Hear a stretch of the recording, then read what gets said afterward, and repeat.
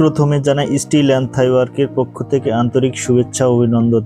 তো আমরা চলে আসছি সূর্যাপুর আক্তারুজ্জামান আঙ্কেলের বাসায়। তো প্রথমে আমরা একটা বেলকুনি তৈরি করব, তারপরে আমরা পরবর্তী বেলকুনিগুলো তৈরি করব।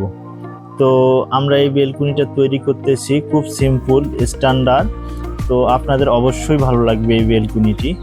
তো আমরা যেভাবে কাজ করতেছি আসলে এইভাবে কাজ করাটা ঠিক না, এত রিস্ক নিয়ে কাজ করাটা ঠিক না। তো আপনারা এইভাবে কেউ কাজ করতে যাবেন না এত রিস্ক নিয়ে। তো আমরা কিছু বোঝার জন্য আপনাদেরকে এরকম করে আমি ভিডিওটা তৈরি করেছি, যাতে আপনারা কখনোই এভাবে সেফটি ছাড়া কখনোই এত রিস্ক নিয়ে কাজ করবেন না। অবশ্যই সেফটি নিয়ে কাজ করবেন এবং রিস্ক নেবেন না।